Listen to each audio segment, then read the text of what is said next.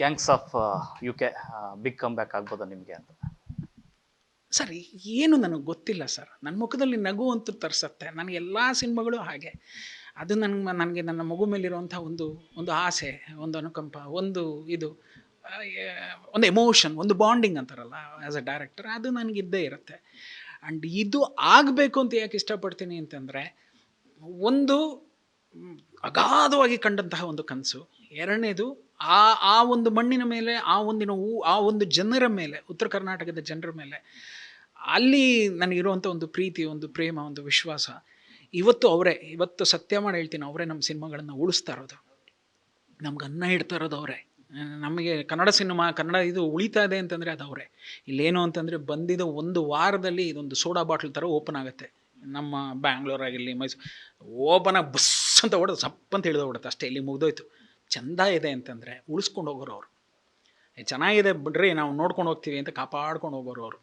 ಎಲ್ಲೋ ಒಂದು ಕಡೆ ನಂಗೆ ದರ್ಶನ್ ಏನಕ್ಕೆ ಇಷ್ಟ ಅಂತಂದರೆ, ಆ ಜನಗಳನ್ನು ಬೇಗ ಟಚ್ ಮಾಡ್ತಾ ಇದ್ದಾರೆ. ಒಂದು ಕುರುಕ್ಷೇತ್ರ ಆಗಿರ್ಬೋದು, ಒಂದು ಸಂಗೊಳ್ಳಿ ಆಗಿರ್ಬೋದು, ಮತ್ತೊಂದಾಗಿರ್ಬೋದು, ಈ ಥರದ್ದೆಲ್ಲ ದರ್ಶನ್ ಸರ್ ಅಲ್ಲಿಯ ಜನಕ್ಕೋಸ್ಕರ ಪ್ರೀತಿಯಿಂದ ಮಾಡ್ತಾ ಹೋಗ್ತಾರೆ. ಸೊ ಅದಲ್ಲದೆ ಈ ಫಿಲಮಲ್ಲಿ ಬರ್ತಾ ಇರೋಂಥ ಒಂದು 15-20 ಜನ, ನನಗೆ ಅಬೋಲ್ ನಾನು ಅದೇ ಹೇಳ್ಬೇಕು, ನನ್ನ ಗುರುಗಳ ಮಗ ಬೇರೆ ಅವನು ಎಂಟ್ರ್ ಆಗ್ತಾಯಿದ್ದಾನೆ, ಅವನಿಗಿದೊಂದು ಅರಂಗೇಟ್ರಮ್ ಥರ ಆಗ್ತಾಯಿದೆ. ಆಮೇಲೆ ಸೋನು ಉಪಾಧ್ಯಾಯ ಅಂತ ಹೇಳಿ ಒಂದು ಹೆಣ್ಣುಮಗಳು, ಆಕೆ ತನ್ನ ಹೆಗಲ ಮೇಲೆ ಈ ಸಿನಿಮಾವನ್ನು ಹೊತ್ತು ಮೆರೆಸೋಕ್ಕೆ ಪ್ರಯತ್ನ ಪಡ್ತಾ ಇದ್ದಾಳೆ. ಪೃಥ್ವಿ ಸುಬ್ಬಯ್ಯ ಆಗಿರ್ಬೋದು, ಸತ್ಯ ಆಗಿರ್ಬೋದು, ನನಗೆ ಪ್ರಶಾಂತ್ ಅವರಾಗಿರ್ಬೋದು. ಇದೆಲ್ಲದಕ್ಕಿಂತ ಆಗಿ ನೀವು ಫಸ್ಟ್ ರೀಲ್ ನೋಡಿದ ತಕ್ಷಣವೇ ಪದ್ಮಾವಸಂತಿ ಅವರು ಇವರಾ ಅಂತ ನೀವು ಕೇಳೋ ಮಟ್ಟದಲ್ಲಿ ಅವರಾಗಿರ್ಬೋದು, ಗಿರಿ ಕ್ಯಾಮ್ರಾಮನ್ ಆಗಿರ್ಬೋದು, ಈ ಥರದ್ರಲ್ಲಿ ಎಲ್ಲರೂ ಹಸಿದು ಮಾಡಿರೋಂಥ ಒಂದು ಸಿನಿಮಾ. ಕಷ್ಟದಲ್ಲಿ ನನ್ನ ಹೆಗಲಿಗೆ ಅವರೆಲ್ಲರೂ ಜೊತೆಯಾಗಿ ನಿಂತಹ ಸಿನಿಮಾ. ಈ ಸಿನಿಮಾ ಗೆಲ್ತು ಅಂತಂದರೆ ಅಷ್ಟು ಜನರ ಕನಸು ನನಸಾಗತ್ತೆ ಅನ್ನೋ ಒಂದು ಆಸೆ. Again it's an examination sir. ಪ್ರತಿಯೊಂದು ಸಿನಿಮಾ ನಾಳೆ ನಾನು ಹಣ್ಣು ಮುದುಕನಾಗಿ ನಾನು ಎಲ್ಲವನ್ನೂ ಸಾಧಿಸ್ಬಿಟ್ಟಿದ್ದೀನಿ, ಇಲ್ಲ. ಅದನ್ನೇ ನಮಗೆ ಯಜಮಾನ್ರು ಹೇಳ್ಕೊಟ್ಟಿದ್ದು, ಅದನ್ನೇ ನಮಗೆ ರಾಜ್ಕುಮಾರ್ ಸರ್ ಹೇಳಿದ್ದು. ಪ್ರತಿಯೊಂದು ನಾಳೆ ನಮಗೆ ಪ್ರಶ್ನೆ. ಆ ನಾನು ಅನ್ನೋದೊಂದು ಬಂದ್ಬಿಡ್ತು ಅಂತಂದರೆ ಆ ಪ್ರಶ್ನೆಗೆ ಉತ್ತರನೂ ಇಲ್ಲ, ಆ ಪ್ರಶ್ನೆಗೆ ಉತ್ತರ ಸಿಗೋದೂ ಇಲ್ಲ. ಸೊ ಆ ಒಂದು ಆತಂಕ ಇದ್ದೇ ಇರುತ್ತೆ. ಗೆಲ್ತೀನಿ ಅನ್ನೋ ಭರವಸೆ ಇದೆ. ಪರಮಾತ್ಮನ ಒಂದು ಕೃಪೆ. ಆಡಿಯನ್ಸ್ ಅವ್ರಿಗೆ ನಾನು ಕೇಳ್ಕೊಳ್ಳೋದಷ್ಟೇ, ಇಷ್ಟ ಇದ್ದರೆ ನೋಡಿ, ಇಷ್ಟ ಇದ್ದರೆ ಹರಸಿ, ಇಷ್ಟ ಇದ್ದರೆ ಆಶೀರ್ವಾದ ಮಾಡಿ. ನಿಮ್ಗೆ ಇಷ್ಟ ಇಲ್ಲ ಅಂದರೆ ಖಂಡಿತವಾಗ್ಲೂ ನಾನು ಎಷ್ಟೇ ಕೇಳ್ಕೊಂಡ್ರು ನೀವು ಅದನ್ನು ತುಂಬ ನಿಕೃಷ್ಟವಾಗಿ ಬಿಸಾಕ್ತೀರ. ಸೊ ಆ ನಿಟ್ಟಿನಿಂದ ಪ್ರಯತ್ನ ಪಟ್ಟಿದ್ದೀವಿ. ಒಂದಷ್ಟು ಜನ, ಒಂದು ಕಮ್ಮಿ ಇಲ್ಲ ಸರ್, ಒಂದು 58 ಜನ ಬರ್ತಾ ಇದ್ದಾರೆ ಅಂತಂದರೆ ಅವ್ರೇನೋ ಆಸೆಗಳನ್ನ ಹೊತ್ಕೊಂಡ್ಬರ್ತಾ ಇದ್ದಾರೆ. ಆ ಆಸೆ ನಿಮ್ಗೆ ಇಷ್ಟ ಆಯಿತು, ಅವ್ರ ಆಸೆ ನಿಮಗೆ, ನೀವು ಅದಕ್ಕೆ ಬುನಾದಿ ಆಗಬೇಕು ಅನ್ನೋಂಗಿದ್ರೆ ಬುನಾದಿಯಾಗಿ ಈ ಸಿನಿಮಾವನ್ನು ನಿಲ್ಲಿಸ್ಕೊಡಿ ಅಂತ ಹೇಳಲಿಕ್ಕೆ ಇಷ್ಟಪಡ್ತೀನಿ. Gangs of U K, it is for me something special sir, something special. Reason ಏನು ಅಂತಂದರೆ, ನಿರ್ಮಾಪಕರ ಒಂದು ಬೂಟಲ್ಲಿ ನನ್ನ ಕಾಲನ್ನು ನಾನು ಹಾಕಿ ಓಡ್ತಾ ಇರೋದು ಮೊದಲನೇದು. ಯಾಕೆ ಅಂತಂದರೆ, ಈ ಸಿನಿಮಾವನ್ನು ಗೆದ್ದರೆ ಒಂದಷ್ಟು ವಿಷಯಗಳನ್ನು ನಾನು ಹಂಚ್ಕೊಳ್ಳೋದಿದೆ. ಆ್ಯಸ್ ಎ ಪ್ರೊಡ್ಯೂಸರ್ ಒಂದಷ್ಟು ವಿಷಯಗಳು.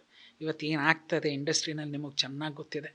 ಇವತ್ತು ಯಾವ ಮಟ್ಟದಲ್ಲಿ ಸಿನಿಮಾ ಮಾಡಿದ್ರೂ ಕೂಡ ಆಗ್ತಿಲ್ಲ, ಹಾಸಿಗೆಗಿಂತ ದೊಡ್ಡ ಮಟ್ಟದಲ್ಲಿ ಕಾಲನ್ನು ಚಾಚಿ ಸೋಲ್ತಾ ಇರೋದು ಇದೆ. ಹಿಂದಿನಲ್ಲಿ ಹೇಳ್ಕೊಟ್ಟಿದ್ರು, ಹಾಸಿಗೆ ಇದ್ದಷ್ಟು ಕಾಲು ಚಾಚು, ನಿನ್ನ ಕೈಲಾದಷ್ಟು ನೀನು ಬದುಕೋ ಪ್ರಯತ್ನ ಪಡು ಅಂತ. ಈಗ ಅದನ್ನೆಲ್ಲ ದಾಟ್ಬಿಟ್ಟಿದ್ದಾರೆ. ಸೊ ಬೇಕಾಗಿಲ್ಲ ಅಂತ ಹೇಳೋ ಒಂದಷ್ಟು ವಿಷಯಗಳಿದ್ದಾವೆ. ಪ್ಲಸ್ ಆ ಇಂಡಸ್ಟ್ರಿಯಲ್ಲಿ ಆಗಿರುವಂತಹ ಒಂದಷ್ಟು ಮಾರ್ಪಾಟುಗಳನ್ನು ಮತ್ತೆ ಹಿಂದಿನ ದಿನಗಳಿಗೆ ತೊಗೊಂಡು ಹೋಗ್ಬೋದು ಅಂತ ಹೇಳೋ ನಿಟ್ಟಿನಲ್ಲೂ ಕೂಡ ಒಂದಷ್ಟು ವಿಷಯಗಳಿದ್ದಾವೆ. ಎರಡನೇದೇನು ಅಂತಂದರೆ, ಆ್ಯಸ್ ಎ ಡೈರೆಕ್ಟರ್ ಇವತ್ತು ಏನು ನಡೀತಾ ಇದೆ, the more number of days ಆಗಿರ್ಬೋದು, the more number of making of the cinema, it has totally changed. ಅವಾಗ ಏನು ಅಂದರೆ, ನಿರ್ದೇಶಕ he was the only person who used to take a call. Action ಅಂದ ತಕ್ಷಣ ಕ್ಯಾಮ್ರಾ ಗರ್ರ್ ಅನ್ನೋದು, ಕಡೆಟ್ ಅಂತಂದರೆ ಮುಗೀತು, ಹೀ ಈಸ್ ಹ್ಯಾಪಿ ಅಂತ. ಸಿ ದಟ್ ಕಟೀಟಲ್ಲೂ ಕೂಡ ಒಂದು ರಾಗ ಇದೆ, ಕಟ್ ಅಂತಂದರೆ ನಿಲ್ಸಪ್ಪ ಸರಿ ಇಲ್ಲ ಅಂತ, ಕಡೆಟ್ ಅಂತಂದರೆ ಮುಗೀತು ಅಂತ. ಈಗ ಕಡೆಟ್ ಅಂದ ತಕ್ಷಣ ಹೀರೋ ಬರ್ತಾನೆ ಹತ್ರಕ್ಕೆ, ಸರ್ ಒಂದ್ಸಲಿ ಶಾರ್ಟ್ ನೋಡ್ಬೋದಾ ಅಂತಾನೆ. ಮೆಲ್ಲಿಗೆ ಕ್ಯಾಮ್ರಾ ಅವನಿಂದ ನಿಂತ್ಕೋತಾನೆ, ಮೆಲ್ಲಿಗೆ ಹೀರೋ ಅಸಿಸ್ಟೆಂಟು ಟಚಪ್ ನಿಂತ್ಕೋತಾನೆ ಸರ್. ಒಂದು ಮಾನಿಟ್ರಿಂದ 50 ಜನ ನಿಂತ್ಕೊಂಡು ಸಿನಿಮಾ ನೋಡ್ತಾರೆ. ಇವ್ರು ನೋಡೋ ಸಿನಿಮಾನ ಜನ ಇವತ್ತು ಅದಕ್ಕೆ ನೋಡ್ತಿಲ್ಲ ಸರ್. ಯಾಕೆಂತಂದರೆ they are taking the decision. ಅವ್ನು ಟಚಪ್ ನಾನು ಹೇಳ್ತಾನೆ, ಅಣ್ಣ ಒಂಚೂರು ಪ್ಯಾಂಟ್ ಹಿಂದ್ಗಡೆ ಶರ್ಟ್ ಹಿಂದೆ ಬಂದ್ಬಿಟ್ಟಿದ್ದಣ್ಣ, ಲೇ ಎಮೋಷನ್ ನೋಡೋ ಮುಟ್ಟಾಳ, ನೀನು ಹೀರೋ ಚಡ್ಡಿ ಕಚ್ಚ ನೋಡೋಕೆ ಯಾರೂ ಬರ್ತಾ ಇಲ್ಲ, ನೀನು ಹೀರೋದು ಶರ್ಟು ಬೆಲ್ಟ್ ಕೆಳಗಡೆ ಇಳ್ದಿದೆಯಾ, ಇಲ್ಲ ಪ್ಯಾಂಟ್ ಉದುರ್ತಾ ಇದೆಯಾ, ಎಮೋಷನ್ ಕ್ಯಾರಿ ಆಗ್ತಾ ಇದೆಯಾ, ಡೈರೆಕ್ಟ್ರು ಅವನು ಕಂಡಂತಹ ಕನಸಲ್ಲಿ ಅದು ಹೋಗ್ತಾ ಇದೆಯಾ, ಅದು ಇಲ್ಲ ಸರ್. ಅವನು ಹೇಳ್ತಾನೆ, ಅಣ್ಣ ಒಂಚೂರು ಶರ್ಟ್ ಈಚೆ ಬಂದ್ಬಿಡು. ಹೌದಾ ಡೈರೆಕ್ಟ್ ಸರ್ ಒಂದು ಮೋರ್, ಅದು ಓಡಾಯ್ತು ಆಯಿತಾ. ಹೀರೋಯಿನ್ ಬರ್ತಾಳೆ, ಅವಳಿಗೆ ಅದು ಏನಿರುತ್ತೋ ಗೊತ್ತಿಲ್ಲ, ಓಡ್ ಬಂದು ತಬ್ಗೋತಾಳೆ. ಸರ್ ತಬ್ಕೊಳ್ಳೋದು ಏನೋ ಸರಿ ಹೋಗಲಿಲ್ಲ, ಇನ್ನೊಂದು ಸತಿ ತಬ್ಗೋತೀನಿ. ಅವಳಿಗೆ ಆ ಹೀರೋ ಮೇಲೆ ಏನು ಕ್ರಶ್ ಇರುತ್ತೋ ಗೊತ್ತಿಲ್ಲ, ಹೀರೋಯಿನ್ ಮೇಲೆ. Sir the whole film making it self it has change ನಾವು. ಇದೆಲ್ಲವೂ ಆಯಿತಾ, ಅವನು ನಿರ್ಮಾಪಕ.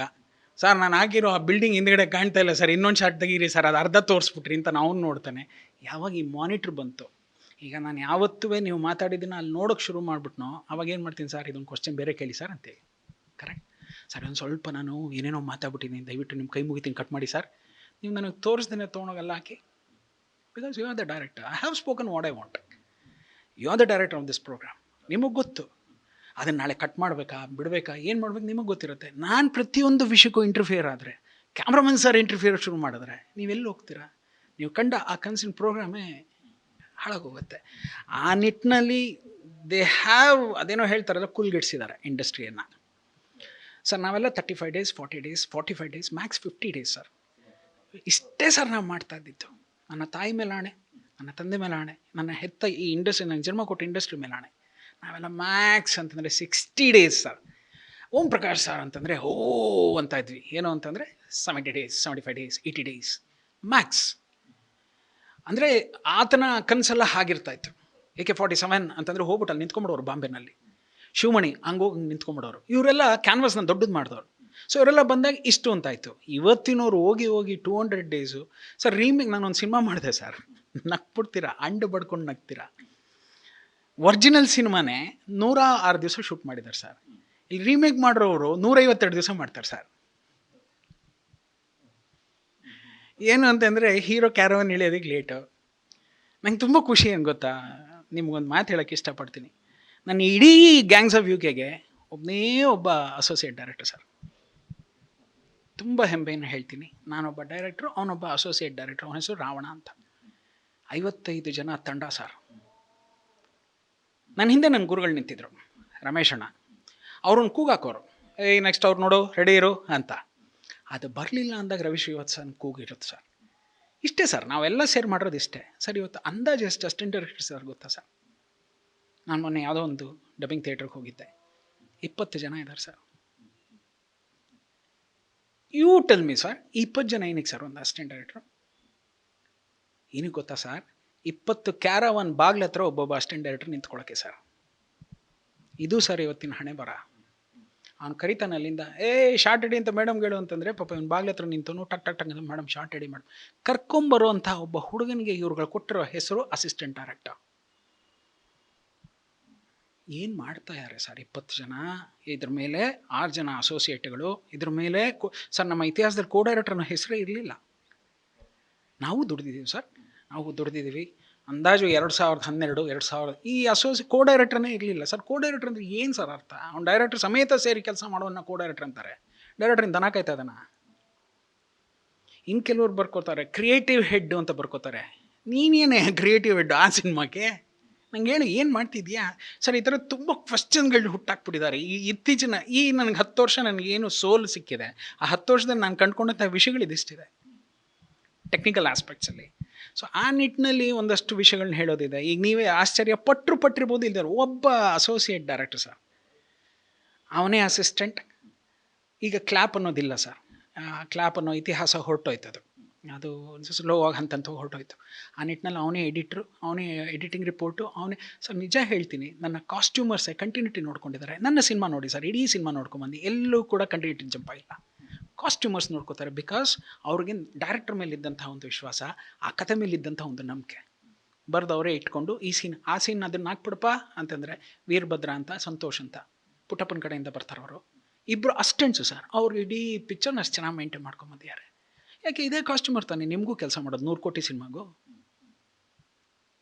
ವೈ ಅಂತ ಗೊತ್ತಿಲ್ಲ. ಸೊ ಆ ನಿಟ್ಟಿನಲ್ಲಿ ಒಂದಷ್ಟು ಪ್ರಶ್ನೆಗಳನ್ನ ಹಾಕೋದಿದೆ. ಅದಕ್ಕೆ ಹಾಕಬೇಕಾದ್ರೆ ಏನು ಅಂತಂದರೆ, ಗೆಲುವು ಅನ್ನೋದು ಬೇಕು. ಪ್ರತಿಯೊಂದು ವಿಷಯಕ್ಕೂ ನಿಮಗೆ ಗೊತ್ತು, ಗೆಲುವು ಸಿಕ್ಕಿದಾಗಲೇ ಮನುಷ್ಯ ಮಾತಾಡೋದಕ್ಕೆ ಹೆಲ್ಪ್ ಆಗುತ್ತೆ. ಗೆಲುವು ಸಿಗಲಿಲ್ಲ ಅಂತಂದರೆ ಕಾಲಾಯ ತಸ್ಮೈ ನಮಃ. ನೀವು ಓಡ್ರಪ್ಪ, ನೀವು 100 ಇಟ್ಕೊಳ್ಳಿ, 20 ಇಟ್ಕೊಳ್ಳಿ, 25 ಕ್ಯಾರವನ್ಗಾರು ಡಬ್ಬ ಬಡ್ಕೊಳ್ಳೋಕೆ ಇಟ್ಕೊಳ್ಳಿ, ನಾವೇನೋ ಹಿಂಗೆ ಮಾಡ್ಕೊಂಡು ಹೋಗ್ತೀವಿ ಅಂತ ಹೋಗ್ತಾ ಇರಬೇಕಷ್ಟೇ. ಇದೇ ಮಾತಾಡೋದು ತುಂಬ ಇದೆ. ಆ ನಿಟ್ಟಿನಲ್ಲಿ ಏನು ಮಾಡೋಕ್ಕಾಗಲ್ಲ. ಹಳೆ ಡೈರೆಕ್ಟರ್ಸ್ ಎಲ್ಲ ಮನೆಗೆ ಸೇರಿದ್ದೀವಿ, ಹೊಸ ಡೈರೆಕ್ಟರ್ಸ್ ಎಲ್ಲ ಕೆಲಸ ಮಾಡ್ತಾ ಇದ್ದಾರೆ, ಬೇರೆ ರೀತಿಯಲ್ಲಿ ಕೆಲಸ ಮಾಡ್ತಾ ಇದ್ದಾರೆ.